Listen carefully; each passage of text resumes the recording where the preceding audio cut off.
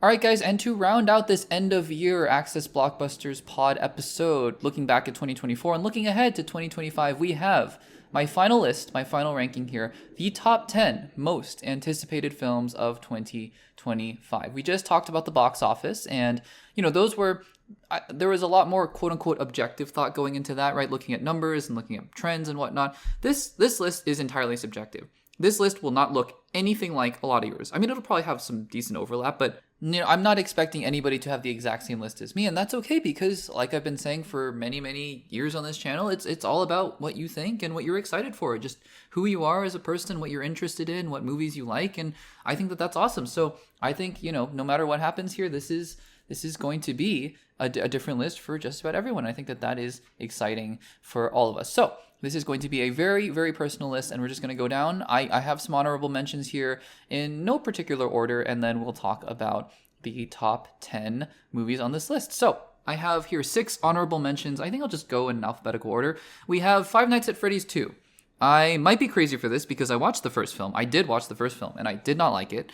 But Here's the thing. I'm a big fan of the lore, and I was one of those people who watched all the game theory videos and I watched Let's Plays of the games, and I was a really big fan of the lore. I know it's gotten a little bit crazy lately with all the AI stuff, and I don't even know what's going on anymore. I don't really follow it too closely, but I have to say, there is still so much promise with a movie based on these characters. One of the things, though, that I didn't like about the first film is that it just wasn't scary. I mean, I'm not somebody who likes scary things at all, but they look the animatronics, and I'm so impressed, by the way, how the Jim Henson Company made them, actually puppets and animatronics, but they just weren't scary. They were moving so slowly, and they didn't look frightening at all in terms of the aesthetic. The games, they were very scary. So I think I have reason to hope that they have learned from their mistakes and are going to, make a better movie for Five Nights at Freddy's 2, but honestly, I don't know. Another honorable mention here is Jurassic World Rebirth.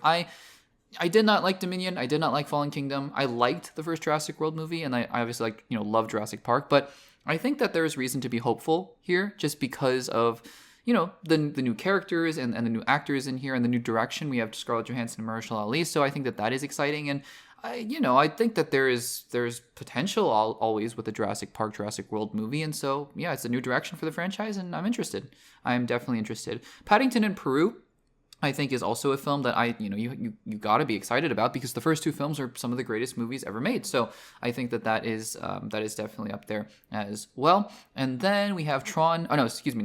Tron. I just spoiled it. So I'll go a little bit out of order. But Tron Ares, I think the Tron franchise has a lot of potential. I did like Tron Legacy when it came out, though it came out when I was much younger. But I think that just the aesthetic, the neon retro vibes, I think are pretty strong. So I'd be interested to see what Jared Leto, who is very hit or miss, but we'll see how he does in another big blockbuster film. And then I went a little bit out of order. I didn't catch the other one, but Snow White. I'm putting Snow White here pretty much just because of Rachel Zegler, because I think that, her abilities in musicals and just her singing ability is unparalleled. Honestly, it's so incredible. And so I'd be interested in this film, but the trailers have not made me super excited. So this is kind of an on the fence honorable mention. And the final one is Zootopia 2, because Zootopia 2, Zootopia was just a phenomenon, and Zootopia 2 is coming out next year. So those are some honorable mentions. Now we're going to go through the top 10 films, the top 10 most anticipated films of 2025, starting from number 10 going up to number 1. Coming in at number 10 is Elio. I think Elio, the latest Pixar film, has potential.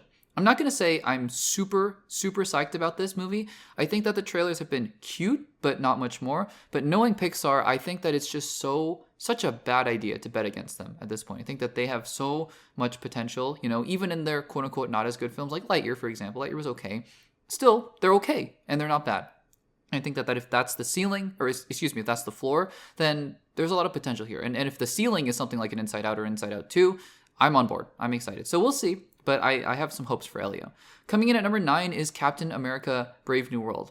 There is some hesitation here as well, just because of all the reported leaks and rumors that this film had a terrible production and it got scrapped and reshot and all these different things. But the trailers just look so good. And so I'm trying to balance those two things together, because the trailers are promising probably one of the better MCU films in a long time. And yet people are saying this movie had a terrible production and nobody liked it and, whatever. I don't know what to trust and who to trust, but I just have to hope that this movie is going to be good because I think the potential there is so, so high. So Captain America Brave New World, number 9. Number 8 is How to Train Your Dragon, the live action movie. The first How to Train Your Dragon film, the animated film, has such a special place in my heart. It is one of those films that, I think one of those animated films, that can rival something like a Pixar movie. It's so heartfelt, it's so warm, it's so genuine, and it has such great character work, such great emotion in it. And obviously Toothless is fantastic. And the first trailer for this film, I know it's just a shot-for-shot remake. I know I should be more against this. I should be more cynical about it. And I kind of am, because I'm like, what's the point of this? You're also remaking Moana. And that looks like kind of a shot-for-shot remake as well. Why? Why are we doing this? What's the point? But then I see the trailer and it just kindles that same emotion from me as the first movie did. And I can't help but be excited. I don't know. Call me irrational, call me dumb, call me crazy. But How to Train Your Dragon is coming in at number 8. Coming in at number 7 is Avatar, Fire and Ash. These films are really good. Now, the two Avatar films have never been, Avatar has never been my favorite franchise of all time, but it is hard. It is incredibly difficult to bet against James Cameron at this point. I went into Avatar, The Way of Water, being like, how good could this movie possibly be? Then all the critics were like, you gotta see this movie, see it on the biggest screen possible, watch it in 3D if you have to, and nobody ever says to watch it in 3D. So made one exception. That was the only 3D movie I've seen probably since the pandemic, honestly. Haven't been watching 3D movies because just not good. Maybe a couple others, out of necessity because of timing, but Avatar Fire and Ash was the only movie I intentionally went to see in 3D in a long, long time. Not Avatar Fire and Ash, Avatar The Way of Water. And it was incredible. It was unbelievable. The story itself was good, but the visuals and everything else, amazing. So super hard to bet against James Cameron. I'm not going to be, thinking about this movie weeks before it comes out, but when, the time comes and when the reviews come out and hopefully they're good, I'm going to be very excited again for Avatar 3. Coming in at number 6 is Superman. How could you not be excited for Superman? It looks like James Gunn has the makings of a film that is, very different from something that he's done before in the comic book blockbuster movie space, which I've been begging for a long time. I mean, again, you do really well in the Peacemaker, Creature Commando, Suicide Squad, Guardians of the Galaxy, ragtag group of rogue heroes vein. You do really well in that vein. But branching out to Superman, and on top of that, casting David Corenswet, who looks like he's great. He's going to be great in the role. It's going to be so exciting. I can't wait for Superman. This is going to be the real launch of the DCU, because for those of you who have seen, the beginning of Creature Commandos, it's more connected to the DCU than you might hope for and want. So, there is that. But this is going to be the launch. This is going to be the launch. And I am just so excited for that. And, I mean, again, my only trepidation is that this is just going to veer too much into the James Gunn sphere. But we'll see. Because I think Superman still needs to have a universality about it, that other films like Guardians of the Galaxy or Creature Commandos don't need to have, but we'll see where he goes from there. Coming in at number 5 is the Fantastic Four First Steps. This is exciting for multiple reasons, because I think that this is Marvel's chance to finally get this franchise right.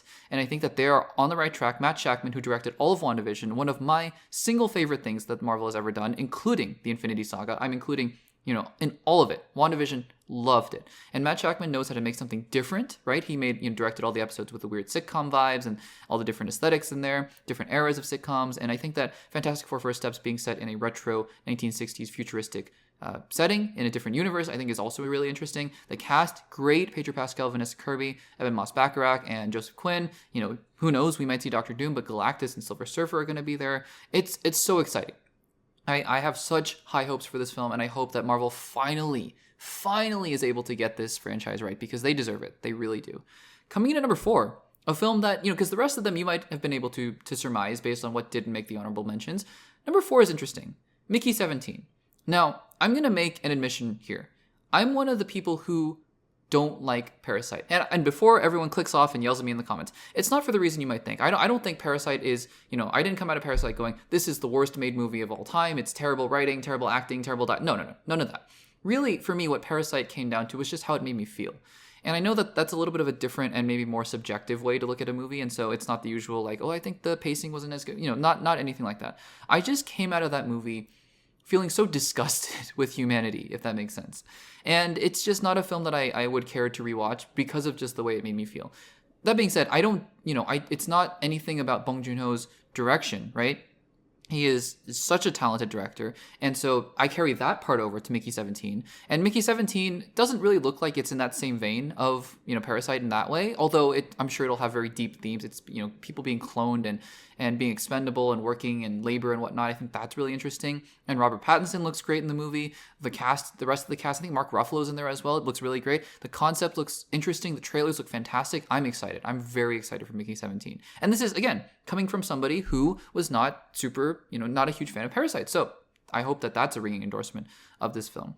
Coming in at number 3 is Thunderbolts, asterisk. I don't know. I don't know what to do with that thing. We'll see. I have a theory, and maybe I'll make an entirely separate, video about this, where I think it means Dark Avengers, but we'll see.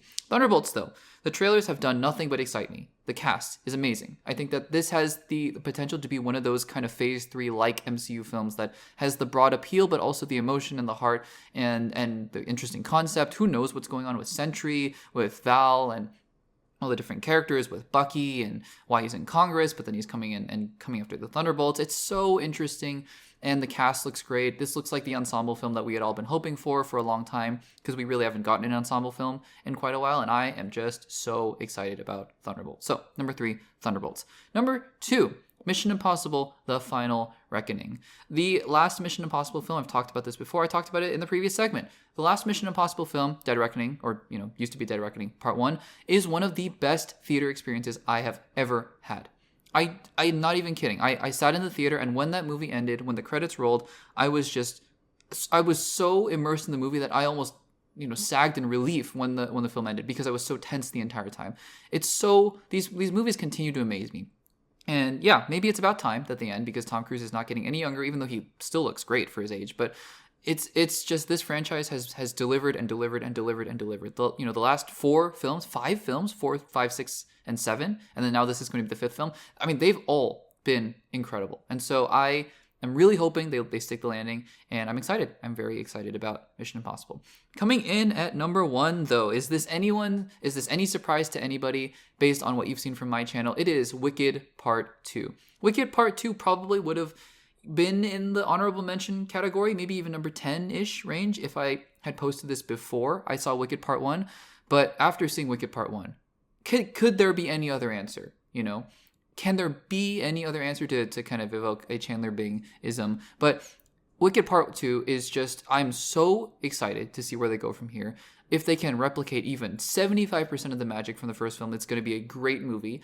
I know they don't have the signature Defying Gravity song, although I could be wrong. Let me know in the comments below if you've seen the Broadway musical. I'm not super familiar with it, and I don't want to be in the next year, because I just want to go in and have the same kind of experience I had with Wicked Part 1 of barely knowing anything beside the premise. And so I'm just so excited for Wicked Part 2, and I can't wait to see what John Chu does with this next installment. So guys, that is it. Those are my top 10 most anticipated films of 2025. I'm sure at the end of the year, as we do our retrospective for 2025 in a year, crazy, that I'm sure some films will be on this list that I hadn't even thought of or heard of or had no idea, or may not even have been on the release calendar at all. And so that's just the beauty of this. But I hope that all 16 films that I talked about here, the honorable mentions and the top 10, are great movies, because if they are, then it's just going to be bonus every time a movie is good that's not on this list. So I hope that these movies are awesome, and I'd love to hear your guys' list in the comments down below. Let me know, what are your films? You can do a top 10, you can just do a general ranking or a general list, but let me know what your